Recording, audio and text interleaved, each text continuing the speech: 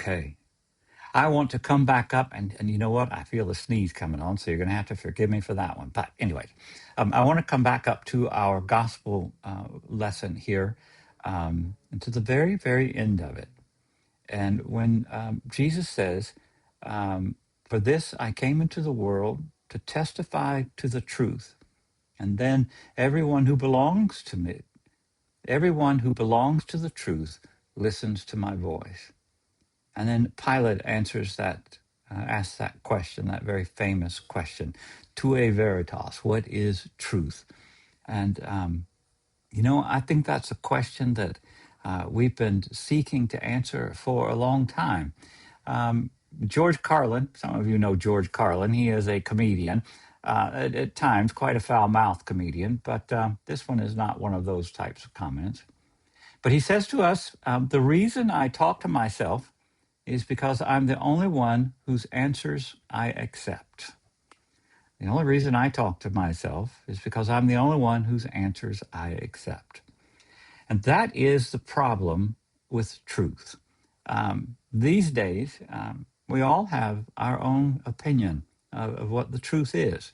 And our truth generally comes to us from within the vacuum of people that we listen to, the sounding room where all the voices kind of sound like ours and speak the truth that we believe is right. I came across a video, one of those nice little reels. I can't remember where I saw it, but it was, I think he was a psychologist, and he was talking, about a movie that had come out a couple of years ago. It was actually an exceptionally violent movie, but it was a brilliant film. Inglorious Bastards. There it is. I said it. Inglorious Bees. Um, and within the movie, the German officer, I believe he won an Oscar for his role as the officer that he played. And as the audience and others were watching him portray this officer, they asked him, and during an interview, how did you manage to pull that role off and have it exude so much evil? The character you played was so evil. How did you do that? Where did you have to go in your mind in order to pull that character out? And the actor looked at the person interviewing and said, "What?" He didn't understand the question. And so the guy reframed the question. He said, "You were such an evil character. How did you manage to do that?" And the actor just shook his head and said, "No, he was good. He was good." And that was the point that he was trying to make. You have this German officer, and you and I, we can look at the Nazis, and we can look at the people around us. We call a lot of people around us Nazis these days, it seems like. We can look at the people around us, and we could say they're so evil. They're so evil. But if you ask that person, why are you being so evil? Why are you doing so much wrong? They will say to you, "But I'm good. I'm doing good. I'm doing this for the good of the people around me." I mean, each other, our truth is within us, and our truth is what we tell ourselves and what other people tell us. And so, when we hear the truth that we believe, then we believe we are doing good, even though it may be totally misguided.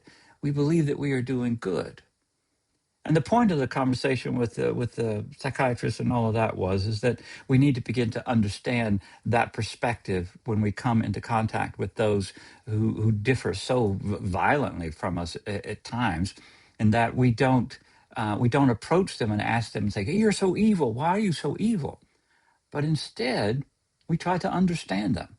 We try to understand what they see as good, and why they believe these things, and not go butting heads, but to enter into a relationship with them that we might understand them.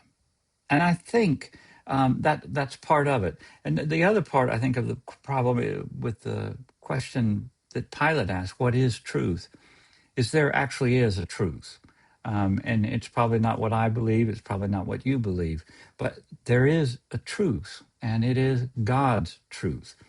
And it is only through prayer and discernment, um, and not the popular, popularity sort of gospel prayer and discernment, but truly digging in, being willing to be proven wrong, being willing to have God correct us in our opinions and thoughts, and being willing to act on that new understanding. But we are able to seek and to find truth. And the ultimate truth will be found in the person of Jesus Christ.